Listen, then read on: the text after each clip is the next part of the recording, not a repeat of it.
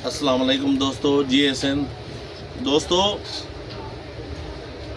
सिंध हाणे नवा गस नवा रस्ता ॻोल्हण लाइ निकिती आहे। नयूं उम्मीदूं ऐं नयूं सोचूं खणी सिंध जो नौजवान हिकु पाण मां ई हिकु क़यादत ॻोल्हण लाइ अॻिते वधी रहियो आहे। हीअ असांजो हलणु, असांजो किरण, असांजो वफलण, असांजो पंहिंजो मायूस थियणु, वरी मायूसीअ खां पोइ हिकु नई उमेद सां अॻिते वधणु, इहो पहिरियनि हिसनि तहरीकुनि जो पहिरियों हिसो हूंदो आहे। जेसिताईं अवां पाण खे घटि में घटि तयारीअ खां पोइ रस्ते ते लाहे सघो, इहे शयूं बिल्कुलु तेसिताईं पंहिंजो असरु ॾेखारींदियूं। दोस्तो, हिन महिल सिंध खे ज़रूरत आहे त गॾिजी जिदोजहद जे मरहले में वञे, जिदोजहद करे, पाण खे मुतहिद करे, पंहिंजे हक़नि लाइ, पंहिंजे वसीलनि लाइ, पंहिंजी क़ौमी सुञाणप लाइ अॻिते वधे ऐं पाण खे पंहिंजो साबित करे। दोस्तो, ॻाल्हि अॼु इहा रखबी त छा पीपुल्स पार्टी वाकई सिंध जी पार्टी आहे, वाकई पीपुल्स पार्टी सिंध जे माण्हुनि जे हक़नि जी ॻाल्हि करे थी। पीपुल्स पार्टी वाकई सिंध जे माण्हुनि खे उहो शऊर, उहा रमज़ ॾिनी आहे जंहिंजे करे पंहिंजो सिंधी माण्हू अॻिते निकिरी सघे थो। पीपुल्स पार्टी वाकई सिंधी माण्हुनि जो पंहिंजो साथ ॾिनो आहे हर उन इस्तेसाली क़ुवत जे ख़िलाफ़ जेके सिंध जी लुट मार में पंहिंजो अॻियां रहिया आहिनि। जवाबु इन्हनि सभिनी सुवालनि जो आहे न। छा पीपुल्स पार्टी सिंध जी पार्टी आहे? जेकॾहिं को बि चवे थो हा, त उहो वॾो कूड़ो, फरेबी, ठग ऐं बेहया हूंदो जेको चवे थो पीपुल्स पार्टी सिंध जी पार्टी आहे। पीपुल्स पार्टी कॾहिं बि सिंध जी पार्टी न आहे।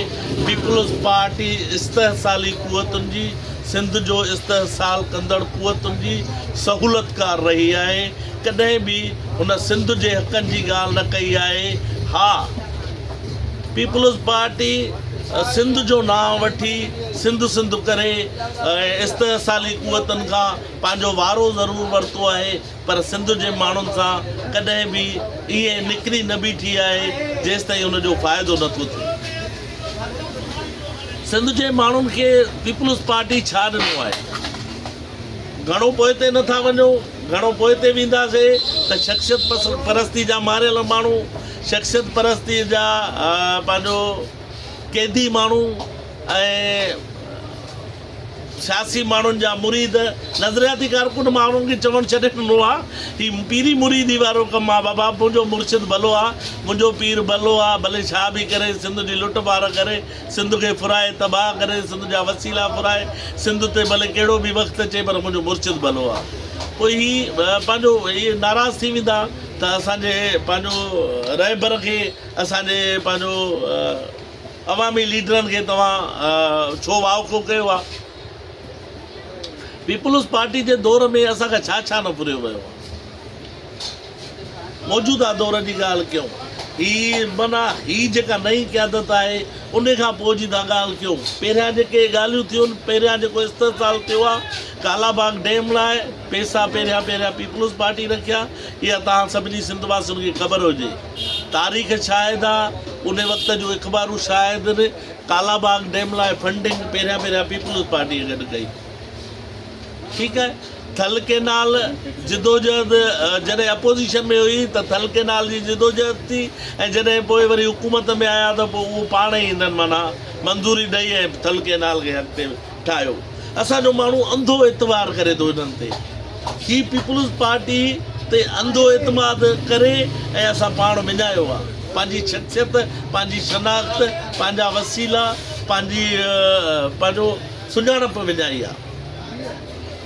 असांखां बहरिया टाउन जे नाले ते, तरक़ीअ जे नाले ते पंहिंजो गबोलनि जी 100 सालनि खां क़ाइमु बस्तियूं ड्राथियूं वयूं ऐं पंहिंजो उन ते कब्ज़ा करे मलिक रियाज़ खे ठीको ॾिनो वियो। हुकूमत खपे आहे कराचीअ जो 58% कब्ज़ा करे ऐं उन्हनि दुरियुनि खे ॾिना विया जन हिननि खे हुकूमत ॾिनी। ज़ुल्फ़कार आबाद जे नाले ते ज़ुल्फ़कार आबाद ॾियण जे नाले ते दारियनि खे बि आबाद कयो वियो। जॾहिं पंहिंजो वोट खपंदो आहे पीपल्स पार्टी खे त पोइ उहे बंगालियुनि खे बि शनाख्ती कार्ड ठाहे ॾियण जा ॻाल्हि कंदा आहिनि।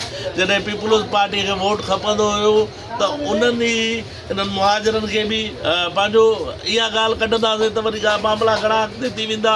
बहरहाल सदाईं सहूलियतकारी पीपल्स पार्टी कई आहे। सिंध जे ख़िलाफ़ु जेके बि साज़िशूं थियूं उन्हनि में सहूलियतकार सिंध ई बणी आहे। पीपल्स पार्टी खे सिंध जी पार्टी नथा सम्झूं। ऐं हा, पीपल्स पार्टी सिंध खे छा ॾिनो आहे? कुझु बि न। छा ॾिनो आहे सिंध खे? सिंध खे कुझु बि ॾिनो अथई। मूंसां अची को माण्हू बहस करे हिते अची वेह बेहतर माना हिन वक़्तु त इहो आहे त सिंध जी का बि बुनियादी सहूलियत सिंध जे माण्हूअ खे कोन्हे। पाणीअ लाइ परेशान, बिजलीअ लाइ परेशान, गैस असां लाइ परेशान, कुदरती वसीलनि ते असांजे ते कब्ज़ा, घर में वेही नथा सघूं, बदमनीअ जो राकास। ही असांखां सभु खसण वारा आहिनि, कुझु ॾियण वारा न आहिनि। हिननि सम्झी छॾियो आहे त असां हिननि जा ग़ुलाम आहियूं। ही जीअं चवंदा असां कंदासीं, इन करे हिननि असांखे वेसारे छॾियो आहे। असांजी क़ौमी शनाख़्त त वई पर असांजी शख़्सी शनाख़्त बि ख़तमु थी वई। पीपल्स पार्टी जा पंहिंजा ज़िले जा तालके जा उहिदेदार हुजनि, वॾा पंहिंजो कारखाने वारा हुजनि, उहे टाउन कमेटियुनि में बाला भर्ती कया विया। छो बाला भर्ती कया विया? त हुननि खे अहसासु ॾियारियो वियो त तव्हांजी हैसियत हीअ आहे, तव्हांजो क़दुरु हीअ आहे, मथे जूं नौकरियूं तव्हां लाइ न आहिनि। ऐं उन्हनि खे पोइ वहायो वियो गॾह वांगुरु। ऐं सिंधी क़ौम ते इहो ठपो अची पियो त बा सभु बाला भर्ती थी विया। हिननि जा चङा बोतार भला। तव्हां चङे भले बोतार खां पुछंदो तुंहिंजो पुटु किथे नौकिरी कंदो आहे, चवंदई बा टाउन कमेटी में। बा छा आहे? पोइ हाणे उहो ॿुधाईंदो त ख़बर पइजी वेंदी त सैनेटरी वर्कर आहे। असल में हिननि कुझु बि न ॾिनो आहे असांखे, असांखां खसियो आहे। हिन वक़्तु मौजूदा दौर में जेके हिन टर्म में जेको हिननि माना पंहिंजी ज़लालत जो रिकॉर्ड ठाहियो आहे, उहो त पोयनि 3 दौरनि में बि न ठाहियो, उन खां अवल बि न ठाहियो। असांजो कारूंजर ते कब्ज़ो, असांजी गोरख ॾिनी वई लिखी, असांजे पंहिंजो किंजर ते कब्ज़ो, असां ज़ुल्फ़कार आबाद जा मारियल, असांजो पाणी खसियो वियो। असांजे पंहिंजो हिन केनाल ठाहिण लाइ पीपल्स पार्टी जे सदर असांजे जनाब मोहतरम आसिफ अली ज़रदारी, जेको सिंधियुनि जो बॉस थो सॾाए, हाणे लख लानत अथसि, उन ई सॼी मंज़ूरी ॾेई माहौल ठाहियो ऐं उन्हनि खे माना लिखी ॾिनी। हिन महिल कारपोरेट फार्मिंग जे नाले ते सिंध जूं लखे एकड़ जूं ज़मीनूं उन्हनि खे लिखी ॾिनियूं। सिंध जो माण्हू सोचे थो त जेकॾहिं पीपल्स पार्टी वाक़ई सिंध जी पार्टी आहे त पोइ हीअ सिंध सां ज़ुल्म छो थी करे? बाबा पीपल्स पार्टी हुकूमती पार्टी आहे। हुकूमत लाइ हू घर बि पंहिंजो घर त विकिणंदा ई विकिणंदा, पर हू सिंध विकिणण लाइ बि तयारु थी विया आहिनि। पीपल्स पार्टी इस्तहसाली क़ुवतुनि जी सहूलियतकार आहे। पीपल्स पार्टी कॾहिं बि सिंधियुनि जी पार्टी न आहे। पीपल्स पार्टी जो वॾेरो मूंखे ॿुधायो, पीपल्स पार्टी जो को बि वॾेरो असांजे कॾहिं कंहिं एहतिजाज में कंहिं सिंध लाइ उथंदड़ दहा में गॾिजी अची बीठो आहे? बहितर हिकिड़ो असांजो पंहिंजो हिकिड़ो चेयरमैन पंहिंजो थर जो अची धरणे में शामिलु थियो, उन वीचारे सां कहिड़ी हालत कयूं? जेको हक़ु सचु ॻाल्हाईंदो उन्हनि खे हक़ु सचु ॻाल्हाईंदो उनखे फटका ऐं सज़ाऊं मिलंदियूं।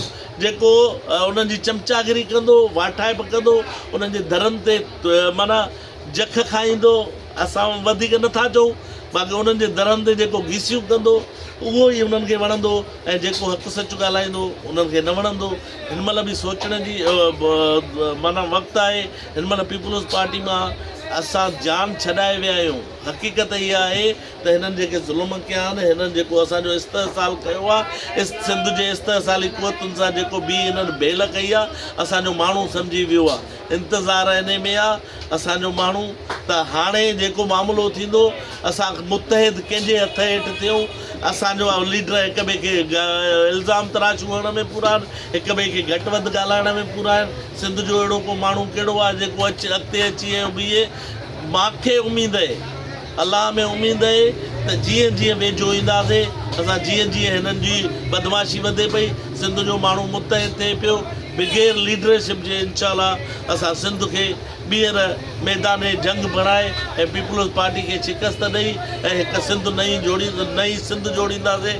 तेसि ताईं मां तव्हांखे इहो ॿुधाईंदो रहां त हिननि जो समाजी बाइटकाट कयो, हिननि खे पंहिंजो समाजी तौरु अकेलो कयो त हिननि खे अहसासु थिए वाक़ई असां पंहिंजी ज़ाती फ़ाइदनि जे मामले में क़ौमी फ़ाइदनि खे नुक़सानु ॾिनो आहे, क़ौमी वहदत खे नुक़सानु ॾिनो आहे, क़ौमी वसीलनि खे नुक़सानु ॾिनो आहे ऐं पंहिंजे सिंध खे नुक़सानु ॾेई ऐं उनजी भेल कराई आहे, पंहिंजे माण्हुनि खे शहीद करायो आहे, पंहिंजे माण्हुनि खे मारायो आहे, कुटरायो आहे, तबाह कयो आहे। असांजो माण्हू जेकॾहिं अञा बि पंहिंजो इन मामले खे सीरियस नथो वठे त पोइ हाणे अफ़सोस ई करे सघिजे थो, पर असांखे उमेदु इहा आहे त असांजो माण्हू हाणे सम्झी चुको आहे। भले हुननि सां वेठल ई इन जेके चङी सोच वारा माण्हू इन इंतज़ार में आहिनि त को क़ाफ़िलो अहिड़ो निकिरे जंहिंसां असां गॾिजी पऊं, इन यज़ीदी माण्हुनि खां जान छॾाए ऐं पंहिंजो कंहिं हुसैनी क़ाफ़िले में शामिलु थियूं। असां पीपल्स पार्टी में कुझु सुठी सोच वारा माण्हू वेठल उन इंतज़ार में इंशाअल्लाह इहो ॾींहुं वेझो आहे, मुतहिद थियो। जी